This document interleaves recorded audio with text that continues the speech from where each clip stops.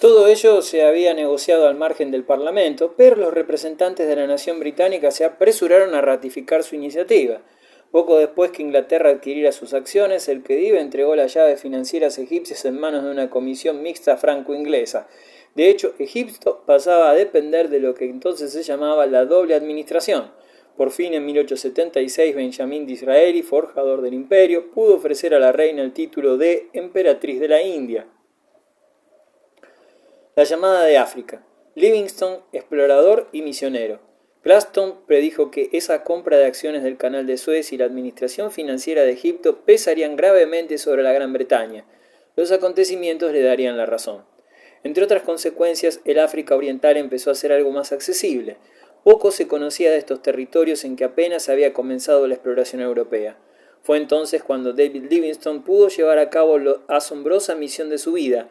Este era un hombre sencillo, sincero y honrado, que se evadía del mundo para salvar su alma. Al propio tiempo misionero, médico y explorador, la mayor parte de sus viajes los llevó a término en solitario, sin ninguna ayuda ni compañero blanco, porque se sentía más feliz entre los indígenas negros. Había nacido en Escocia en 1813, según sus propias palabras, en el seno de una piadosa pobreza. A los 9 años ya trabajaba en una fábrica de hilados de algodón y economizaba para pagar sus estudios, con el fin de obtener el título de médico en las universidades de Glasgow y Londres. A partir de 1840 el joven Dr. Livingstone se hizo misionero y al año siguiente partió hacia una misión de Bechuanalandia, situada a unos 1000 kilómetros del Cabo de Buena Esperanza, donde durante 7 años llevó la penosa vida del misionero, afectuoso y abnegado, sin ostentación, sin debilidades. Al propio tiempo, Livingstone aprendía varias lenguas autóctonas.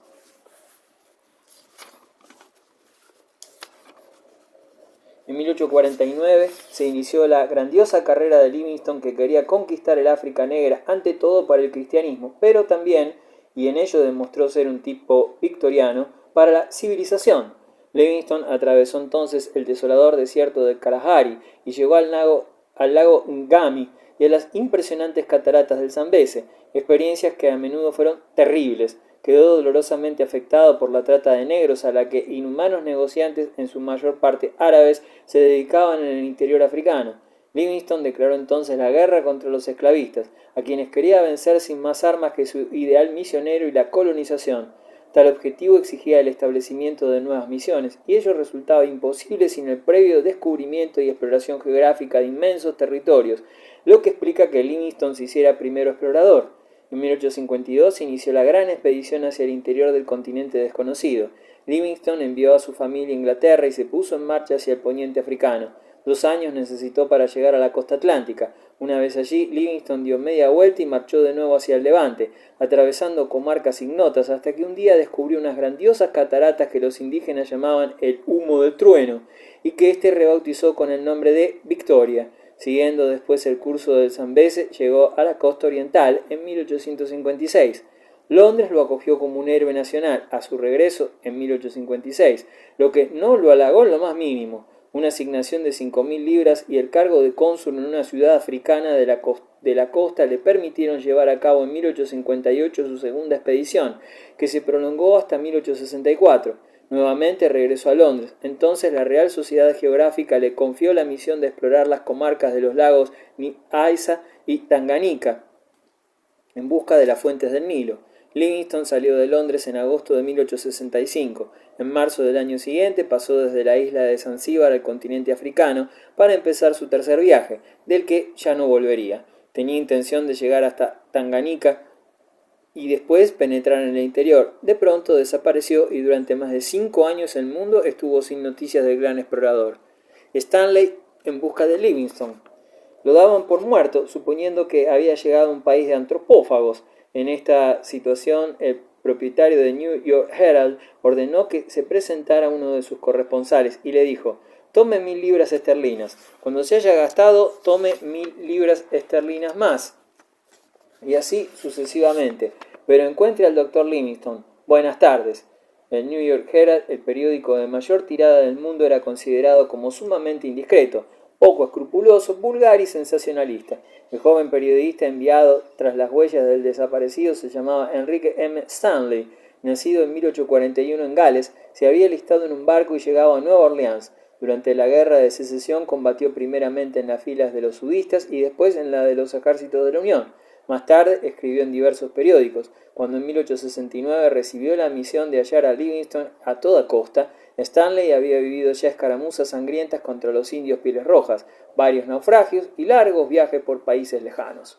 En 1871 Stanley desembarcó en Zanzíbar y equipó allí su expedición de búsqueda. Algunos suponían que Livingstone se encontraba probablemente en el poblado de Ujiji, junto al lago Tanganica. Stanley quiso comprobar personalmente esta hipótesis y dispuso que su expedición saliera en abril de aquel mismo año. En los primeros días de noviembre de 1871, Stanley llegó a un gran lago que no dudó fuera el Tanganica. En la orilla, un grupo de chozas, precisamente Ujiji.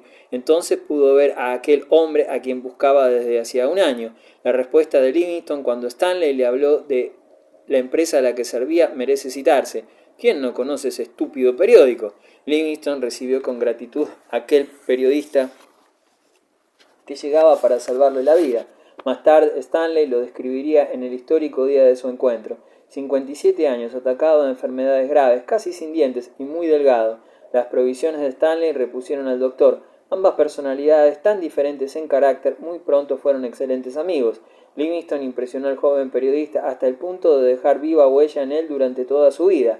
Stanley consideró a Livingstone como un santo, un apóstol de Cristo, dotado de inmensa bondad, paciencia y espíritu de sacrificio.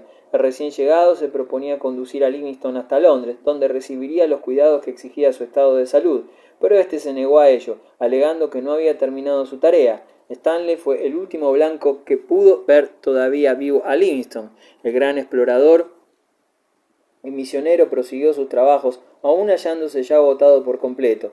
El doctor Livingstone murió durante la noche del 30 de abril al 1 de mayo de 1875, en un poblado negro al sur de Ujiji, en pleno corazón de África. Sus compañeros indígenas enterraron emocionados su corazón bajo un árbol, en el mismo lugar en que expiró. Los demás restos mortales, conducidos piadosamente a Inglaterra, descansan ahora en la abadía de Westminster.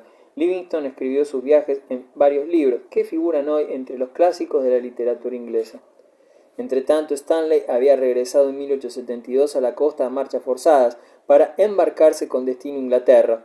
Corrió veloz, literalmente hablando, hacia el primer telégrafo que pudiera anunciar su gran victoria profesional a su periódico y al mundo entero, pero apenas regresó a Inglaterra, Stanley se vio pronto asediado por la envidia y la desconfianza. Se puso en duda la autenticidad de las cartas de Livingstone que traía y llegó a decirse que, lejos de haber socorrido a Livingstone, había intentado usurpar la gloria del doctor. Por fortuna, dos hombres, cuanto menos, vieron la situación con claridad. El director del New York Herald, que se apresuró a costear un nuevo reportaje de Stanley en el África Central, y el rey de los belgas, que supo encontrar en los artículos del explorador la confirmación de sus aspiraciones colonizadoras.